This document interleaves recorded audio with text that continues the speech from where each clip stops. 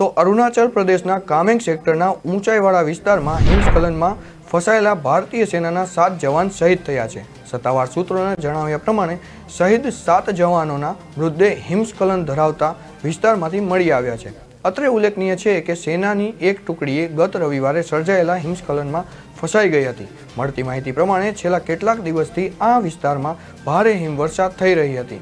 આ ઘટના અંગે જાણકારી મળ્યા બાદ બચાવ ઓપરેશન પણ હાથ ધરવામાં આવ્યું હતું। આ માટે ખાસ ટીમોને એરલિફ્ટ કરવામાં આવી હતી। સેનાએ એક નિવેદનમાં જણાવ્યું હતું કે તપાસ અને બચાવ અભિયાન પૂરું થઈ ગયું છે અને તમામ 7 જવાનોના મૃતદેહ હિમસ્ખલનની જગ્યાએથી જ મળી આવ્યા હતા। આ કમનસીબ બાબત છે કે અમારાથી શક્ય તમામ પ્રયત્નો કરવા છતાં પણ જવાનોની બચાવ થઈ શક્યો નથી। તમામ 7 જવાનોના મૃતની પુષ્ટિ કરવામાં આવી છે।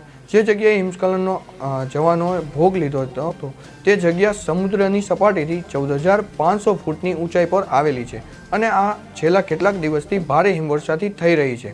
આ અગાઉ મે 2020માં પણ આ પ્રકારની હિમસ્ખલનની ઘટનામાં ભારતીય સેનાએ 2 જવાન ગુમાવ્યા હતા। તેઓ સિક્કિમમાં પેટ્રોલિંગ કરતી વખતે આ કુદરતી ઘટનાનો ભોગ બન્યા હતા। સરકારે સંસદમાં ફેબ્રુઆરી 2020માં રજૂ કરેલી માહિતી પ્રમાણે સેનાએ હિમસ્ખલન અને બરફના તોફાનોમાં વર્ષ 2019માં સિયાચીન ગ્લેશિયરમાં 6 જેટલા જવાનો ગુમાવ્યા હતા અને અન્ય 11 જેટલા જવાનોને ઈજા પહોંચી હતી। કેન્દ્ર સરકારે સંસદમાં એવી પણ માહિતી આપી હતી કે ઊંચાઈવાળા વિસ્તારોમાં સામેલ તમામ સશસ્ત્ર દળોને ખાસ તાલીમ આપવામાં આવે છે, જેમાં તેમને પર્વતીય શિલ્પ, બરફ શિલ્પ તથા પહાડોમાં હિમાચ્છિત વિસ્તારોમાં જીવિત રહેવાની અને હિમસ્ખલન જેવી કોઈ પણ ઘટનાનો સામનો કરવા માટે તાલીમ આપવામાં આવે છે, જેથી પેટ્રોલિંગ સમયે આપદાની સ્થિતિમાં પણ તેમનો સામનો કરી શકે।